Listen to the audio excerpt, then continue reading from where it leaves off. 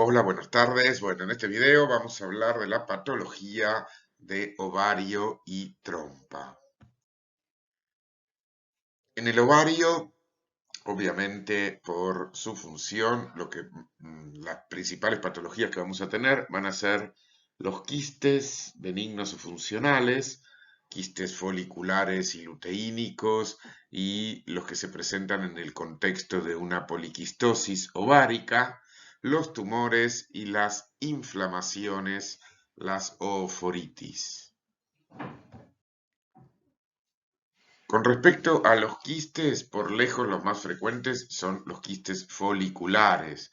Son casi fisiológicos. Básicamente son folículos de Graf que se rompen y se cierran rápido. Suelen ser múltiples, de tamaño variable, característicamente llenos de un líquido seroso claro, y a veces cuando llegan a medir más de 2 centímetros se pueden ver en ecografía o se palpan y pueden causar dolor. También tenemos los quistes luteínicos de la granulosa, que son normales en el ovario y están tapizados por tejido amarillento que contiene células de la granulosa luteinizadas. Estos quistes luteínicos son los que pueden romperse y dar algún tipo de reacción peritoneal. Cuando hablamos de un ovario poliquístico es cuando estamos en presencia de múltiples quistes foliculares. A veces lo podemos encontrar en el marco de un síndrome de Stein-Leventhal, caracterizado por oligomenorrea, anovulación, obesidad, hirsutismo y virilización. Característicamente, los ovarios están aumentados de tamaño, tienen un color blanco grisáceo con la corteza externa lisa. Al microscopio óptico vemos múltiples quistes foliculares con hiperplasia de la teca interna, lo que se denomina hipertecosis, sin cuerpos amarillos. Suele haber un aumento de la hormona luteinizante que estimula las células tecaluteínicas, lo que lleva a una excesiva formación de andrógenos que explica la mayoría de los síntomas. Acá vemos un típico ovario poliquístico aumentado de tamaño con los múltiples quistes. Finalmente vamos a comenzar a hablar de los tumores de ovarios, responsables del 6% de todos los cánceres de la mujer. Son tumores con una alta mortalidad. La mayoría de ellos, el 80%, son benignos y se suelen dar en mujeres jóvenes, en la edad media de la vida, 20-45 años. Los malignos tienen una edad de aparición más tardía, entre los 45 y 65, son más peri y posmenopáusicos. Dentro de los factores de riesgo, básicamente están los que tienen que ver a un exceso de estrógenos, la nuliparidad, antecedentes de tumores de ovario en la familia, disgenesias gonadales, mutaciones del BRCA1 y 2. La mayoría de estos tumores de ovario son hormonalmente no funcionantes. Si bien pueden ser bilaterales, muchos no lo son, y la clínica se va a caracterizar por dolor y distensión abdominal, síntomas urinarios y gastrointestinales. Bueno, esta diapositiva particularmente es un esquemita que lo tienen en casi todos los libros y que me gusta porque sirve muchísimo para que ustedes comprendan dos cosas: cómo se relacionan los distintos tipos de tumores a la histología del ovario y segundo, cuál es el origen justamente de esos tumores, ¿no? Ustedes tienen el ovario que está recubierto por un epitelio celómico superficial y es importante entender ese epitelio porque embriológicamente es el mismo que va a dar origen al epitelio de la trompa, del endometrio y del endocervix. Es decir, esto es importante porque los tumores que se deriven de este epitelio celómico superficial van a poder diferenciarse hacia estructuras cerosas, como las de la trompa, mucinosa, como las del cuello, o endometrioide, como las células endometriales, ¿sí? También de este epitelio celómico superficial vamos a poder encontrar tumores variantes de células claras, tumor de Brenner con grupos de células que remedan el epitelio urinario y por supuesto también el cistoadenofibroma del cual hablaremos en un rato. Fíjense que la mayoría de los tumores que derivan de células epiteliales, son tumores que derivan de células epiteliales superficiales. Casi el 70% de estos tumores, de los tumores que ocurren en el ovario, son derivados de este epitelio. Y el 90% de los tumores malignos ováricos corresponden a tumores derivados de estas células epiteliales superficiales. ¿Sí?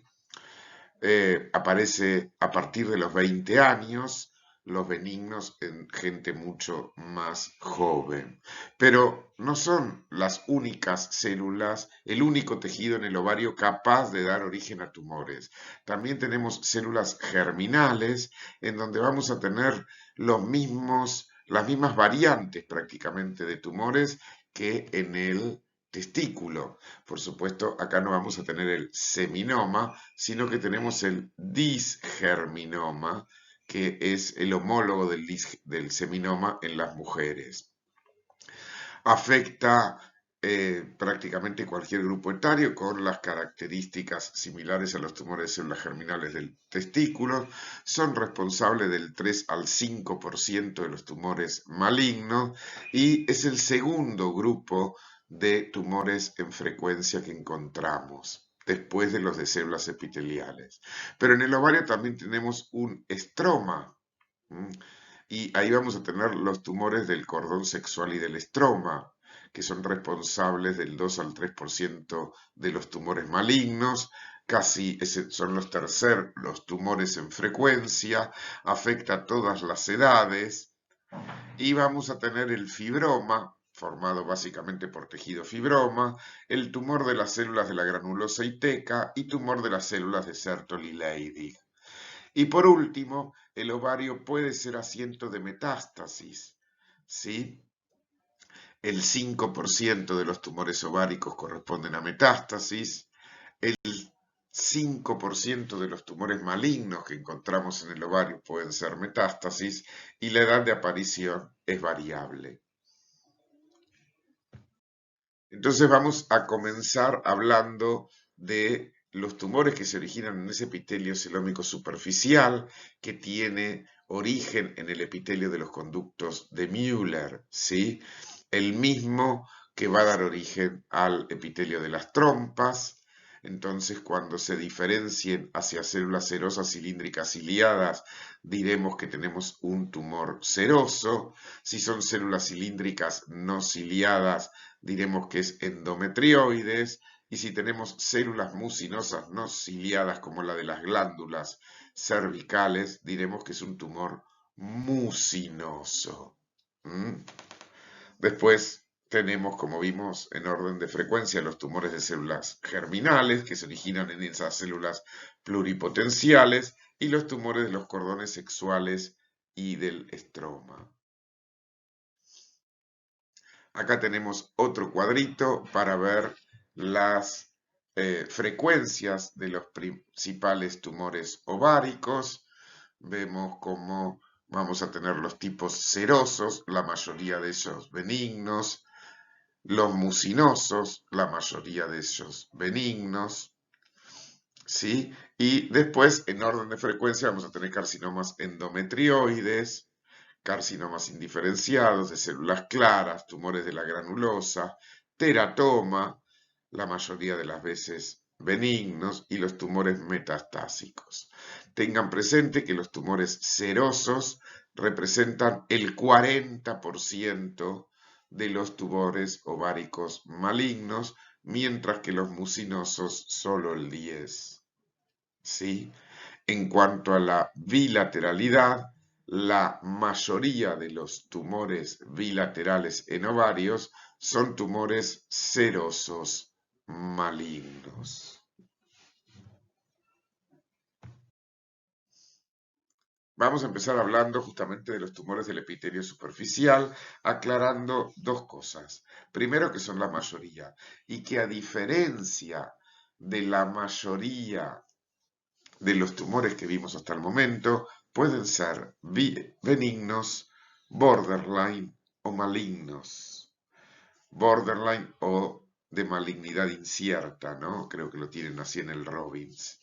También tenemos, aparte de serosos, mucinosos o endometrioides, los tumores de células claras y transicionales o el tumor de Brenner. Se caracterizan básicamente por tener tamaño y estructura variable, ¿sí? Los principales síntomas son dolor abdominal bajo y aumento de volumen, produciendo manifestaciones gastrointestinales y urinarias y ascitis. El diagnóstico generalmente es tardío, de ahí la baja supervivencia. El principal marcador serológico es el CA125. La toma de anticonceptivos orales reduce el riesgo, ¿sí? Y el riesgo de que un tumor sea maligno cuando uno lo analiza y lo mira tiene que ver básicamente con la cantidad de áreas sólidas que presente. A mayor cantidad de papilas, a mayor engrosamiento de la pared o tejido necrótico, mayor el riesgo de que el tumor sea maligno. Vamos a comenzar hablando de los tumores serosos, que son los más frecuentes y generalmente son formaciones quísticas, de ahí que se los denomine cistoadenomas o adenocarcinomas, según sean benignos o malignos. Por supuesto, como tienen una diferenciación serosa, van a estar tapizados por células epiteliales altas, cilíndricas y ciliadas, es decir, iguales a las de las trompas, con líquido seroso claro en el interior de la formación quística. La mayoría se dan en mujeres jóvenes y la mayoría también son benignos o borderline. Sin embargo, cuidado porque los cistoadenocarcinomas serosos representan el 40% de los tumores malignos en general que encontramos en el ovario.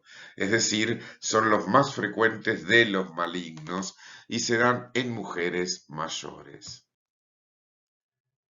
Macroscópicamente tienen una macroscopía, valga la redundancia, muy característica.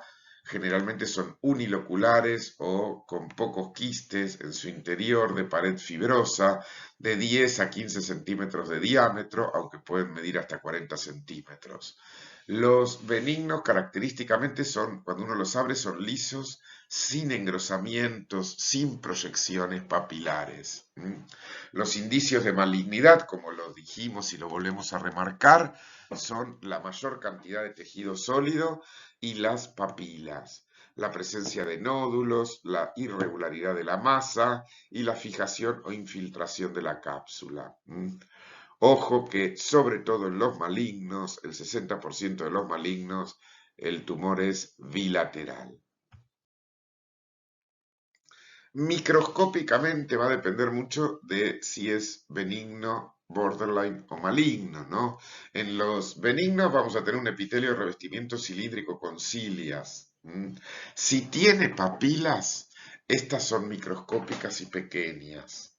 En los malignos, como para irnos al otro extremo, tienen un crecimiento más complejo con una clara infiltración del estroma, mucha atipía, mucha desdiferenciación e incluso en las papilas, si las tiene bien marcadas, puede haber cuerpos de samoma, esos depósitos de calcio con forma concéntrica.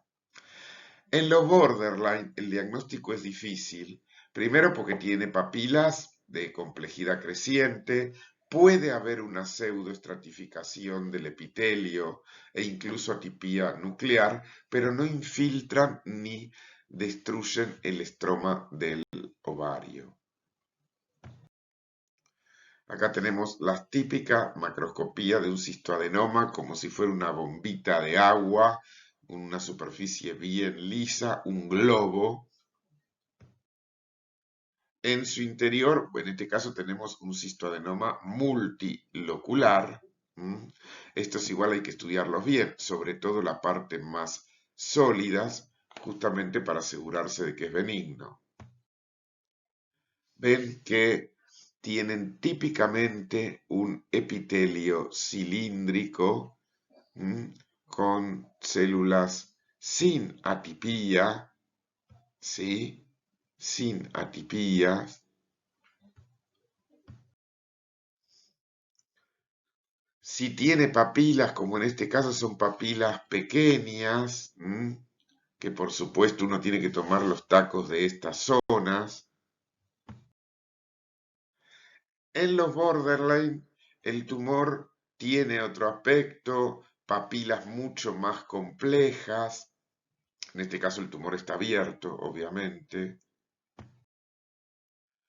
Ven que histológicamente son papilas complejas, hay muy poco aumento en esta foto, pero puede adivinar que hay una pseudoestratificación. E histológicamente puede encontrar incluso atipías como mitosis atípica y los núcleos bien atípicos de diferentes tamaños.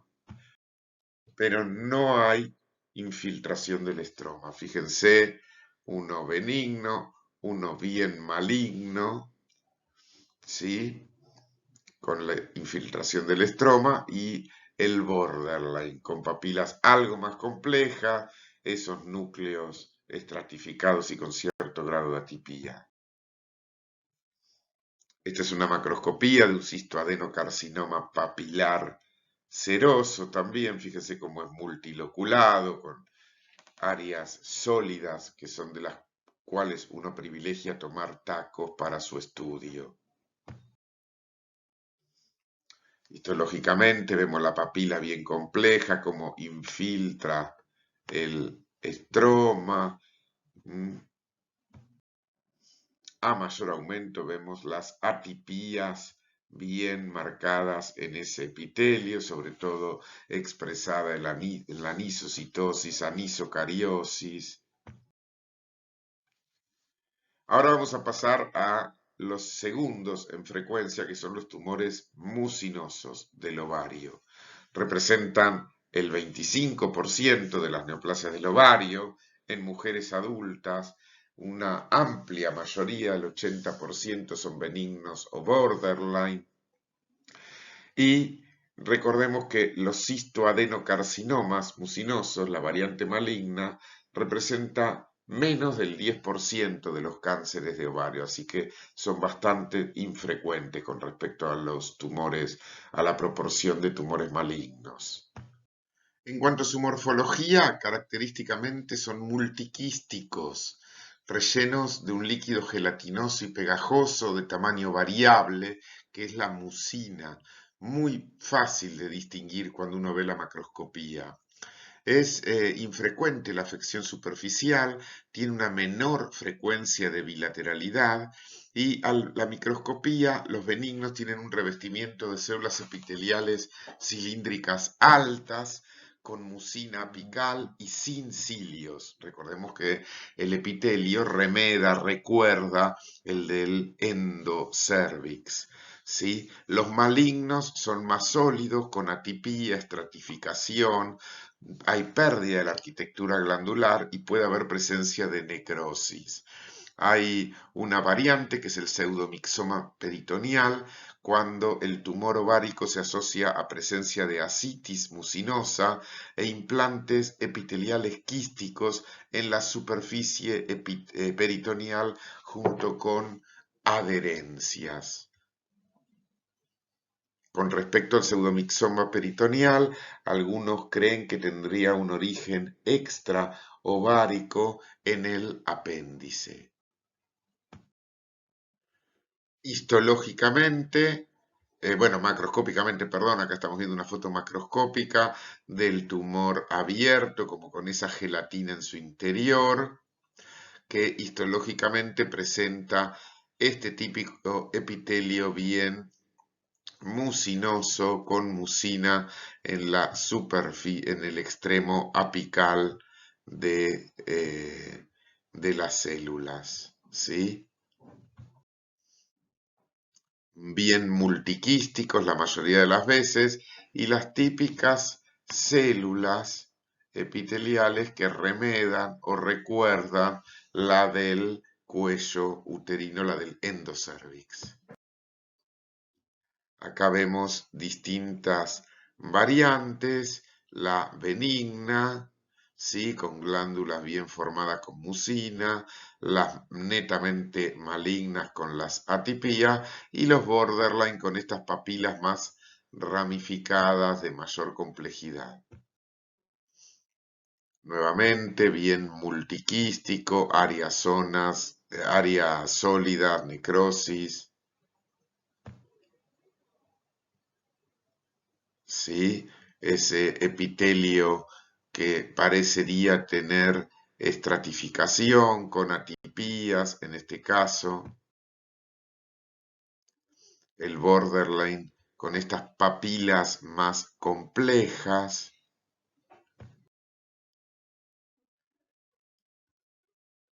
Otra macroscopía, en este caso de un cistoadenocarcinoma mucinoso, con muchas áreas sólidas, bien gelatinosas por la mucina. ¿Sí? Áreas sólidas, como esta que vemos acá. Después, también derivado de este epitelio celómico superficial, tenemos los tumores endometrioides. La mayoría son malignos, son carcinomas, representan de hecho el 20% de los cánceres de ovario.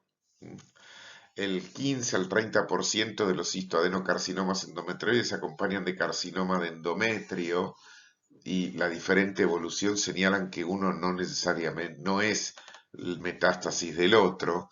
Macroscópicamente, los malignos se caracterizan por tener áreas sólidas y quísticas. El 40% de los malignos son bilaterales. E histológicamente tiene patrones glandulares similares a las glándulas endometriales, ¿sí? Con células bien cerosas, sin cilias, obviamente, en este caso con atipías. Y también tenemos el tumor de Brenner, que en realidad son adenofibromas, es decir, tienen un componente aparte de glandular fibromatoso, poco frecuentes, donde característicamente el epitelio epitelial consiste en células de tipo transicionales, ¿sí?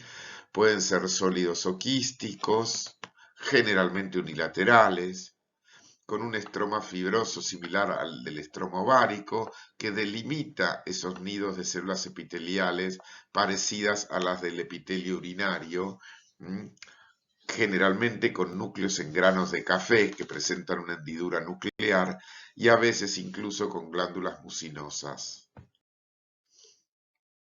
Acá vemos el estroma fibroso entre estos nidos epiteliales, ¿sí?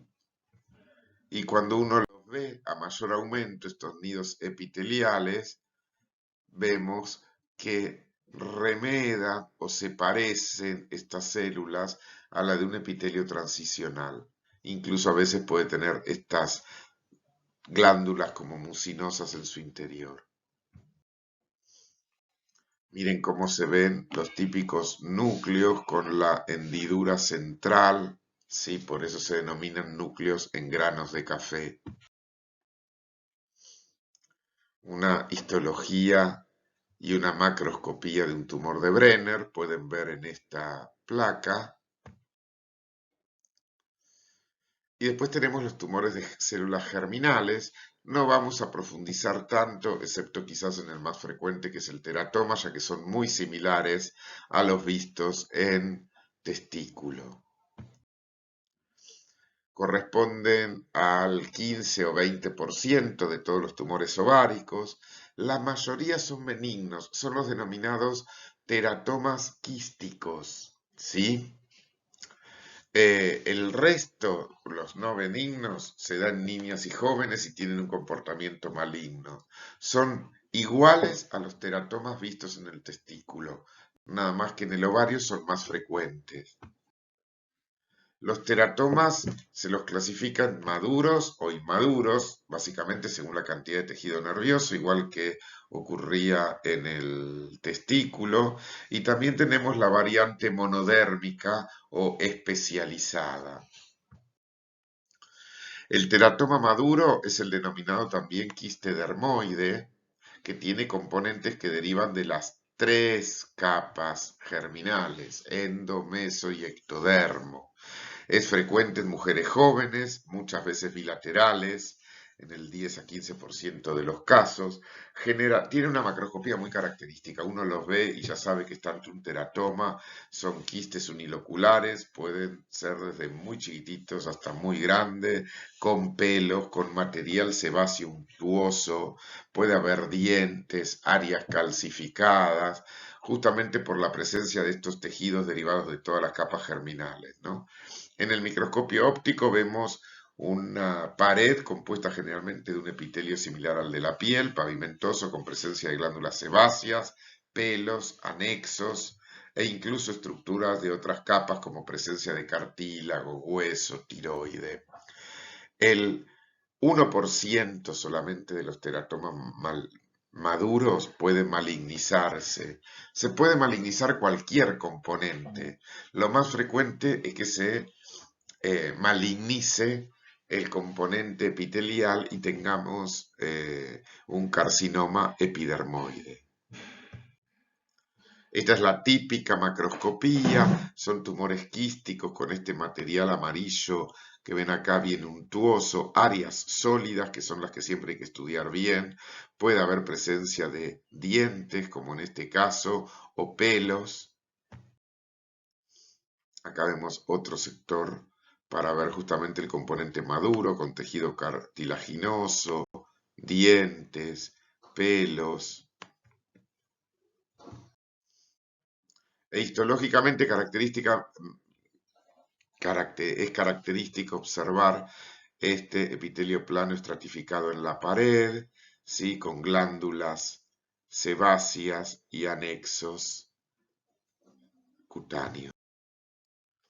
El teratoma inmaduro muy, es muy infrecuente, la verdad. Los tejidos son... ¿En qué se diferencia básicamente el teratoma inmaduro del maduro? Si bien ustedes tienen que observar bien la cantidad de neuroepitelio inmaduro justamente para ver cuál es el grado de inmadurez, lo característico es que los tejidos que también derivan de las tres capas germinales se parecen más a tejidos embrionarios, se asemejan más a los del feto, ¿sí? Son frecuentes en adolescentes prepúberes y mujeres jóvenes, y son masas voluminosas de superficie externa lisa, con áreas sólidas, con necrosis y hemorragia, y por supuesto puede tener también pelos, material grumoso, cartílago y hueso. Histológicamente, la presencia de este tejido más embrionario es lo que le da la característica, digamos, de inmadurez. Los teratomas monodérmicos son poco frecuentes y se caracterizan por presentar tejido especializado, ¿sí? Básicamente los más comunes son el estruma y el tumor carcinoide. El estruma se caracteriza por tener tejido tiroideo maduro, por eso es una causa de hipertiroidismo. El carcinoide se originaría a partir del epitelio intestinal de un teratoma y puede dar síntomas de un síndrome carcinoide. Típico estruma ovárico con este tejido medio parduzco similar al tejido tiroideo. Histológicamente vemos la presencia de estos folículos más primitivos como en una tiroides. En este caso, uno carcinoides con células eosinófilas redondas, pequeñas, gran cantidad de vasos. Dentro de los tumores de células germinales también tenemos al disgerminoma, que es el homólogo al seminoma, nada más que mucho menos frecuente en comparación, representa el 2% en el ovario. La mayoría de estos aparecen entre los 10 y los 30 años y muchas veces asociados a alteraciones en el desarrollo gonadal. Suelen ser unilaterales, sólidos, blanco-amarillentos a grises, blandos, carnosos y, por supuesto, son iguales, histológicamente hablando, a su equivalente en el testículo. Son células en sábanas o cordones, de células claras, por supuesto, separados por estroma fibroso con gran cantidad de linfocitos. Todos son malignos, pero como responden bien a la radioterapia, tienen un buen pronóstico. Acá vemos un típico disgerminoma, es de ovario. Pues si yo les dijera que es de testículo lo creería, pero tiene la misma macroscopía, la misma coloración. Histológicamente vemos también una histología muy similar. ¿Sí? ¿Por qué? Porque estamos viendo células claras, núcleos atípicos, estroma fibroso con gran cantidad de linfocitos. Así que recuerden, ese era el disgerminoma, homólogo al seminoma en el testículo. También tenemos, dentro de los tumores germinales, el tumor del seno endodérmico, del saco vitelino, que igual al homólogo testicular. Vamos a ver que si bien es poco frecuente, aparece en niñas o mujeres jóvenes. También se cree que deriva de una diferenciación de las células germinales hacia una estructura extraembrionaria del saco vitelino. Tienen en sangre niveles altos sobre todo de alfa-fetoproteína y alfa-1 antitripsina. E histológicamente también vamos a ver los cuerpos de Schiller-Duval, ¿sí? Con ese vaso sanguíneo central recubierto por células germinales. ¿Sí? Todo esto sería el cuerpo de Schiller-Duval con el vaso sanguíneo recubierto por estas células. El coriocarcinoma es el más común de los que tienen diferenciación placentaria, generalmente asociado también a otros tumores germinales. Como tiene niveles muy altos de gonadotrofina coriónica, cuando se dan en chicas postpúberes, siempre hay que descartar que no tenga un embarazo ectópico, un embarazo fuera del útero.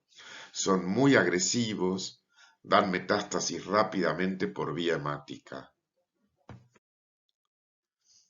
Dentro de los tumores de los cordones sexuales y del estroma, tenemos los tumores de células de la granulosa, de Sertoli-Leydig y el fibromatecoma, derivan del estroma ovárico. El mesénquima gonadal indiferenciado va a producir estructuras más similares a las de la gónada masculina, como si fueran células de Sertoli-Leydig o femenina, granulosa y teca, por lo que pueden ser tanto feminizantes como masculinizantes. Los de la granulosa y teca son la mayoría son de la granulosa. La mayoría ocurre en mujeres posmenopáusicas, unilaterales, generalmente de tamaño variable. Histológicamente hay células poligonales o cúbicas en cordones o sábanas. Algunas pueden formar estructuras bien de aspecto glandular bien delimitadas con un material eosinófilo dentro que son los cuerpos de Kohl-Exner. Característicamente estos tumores con inmunistoquímica dan positivo para inhibina. Acá podemos ver típicamente las células de la granulosa, cómo se disponen formando estas estructuras pseudoglandulares a mayor aumento. Incluso cómo podemos encontrar los cuerpos de Kohl-Exner en su interior.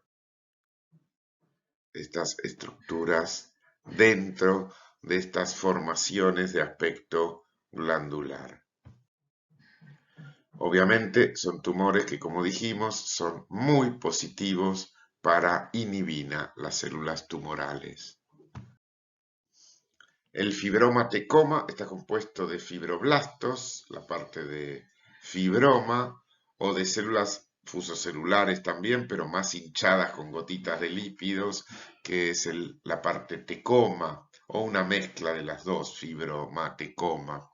Suelen ser unilaterales, esféricos y sólidos. Característicamente el color amarillo es por la presencia de lípidos y vemos la presencia de estas células bien fusocelulares y algunas más claritas por la presencia de lípidos. El tumor de Sertoli-Leydig o androblastoma son los que comúnmente producen masculinización o por lo menos una pérdida de los caracteres sexuales femeninos, son unilaterales y sólidos, histológicamente lo vemos por túbulos compuestos por células de Sertoli o de Leydig que pueden faltar. Acá tenemos tumores más bien sólidos y células que remedan las de Sertoli y Leydig. Es importante hablar de la posibilidad de que haya metástasis. Las metástasis pueden venir de los mismos órganos mullerianos, como el útero, trompa, ovario contralateral o peritoneo, o de órganos extramullerianos como la mama o el tracto gastrointestinal. Es importante comentar el tumor de Krukenberg, que se ve con relativa frecuencia. Son las metástasis bilaterales, es decir, en ambos ovarios, compuestas por células en anillo de sello, productoras de mucina. Generalmente, el tumor de Krukenberg viene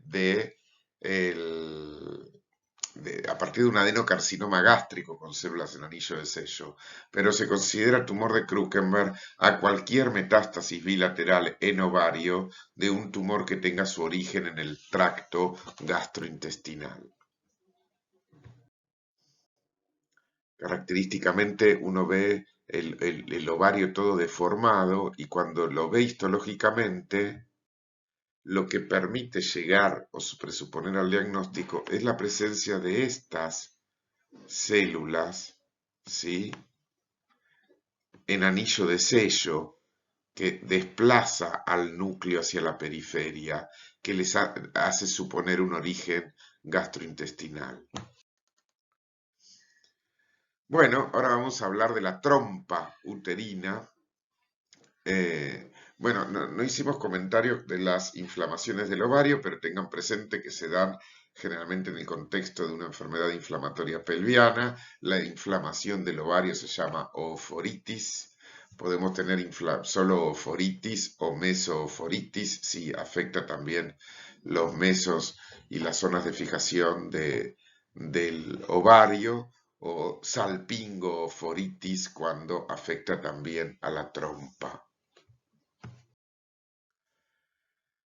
De hecho, dentro de lo que es la patología más frecuente de la trompa uterina, vamos a tener las inflamaciones, ¿sí?, la salpingitis supurativa, como se ve por gonococos, clamidia o enfermedad pelviana inflamatoria, o la tuberculosa, una causa importante de infertilidad, justamente porque lo que produce es fibrosis y estrecheces de la trompa.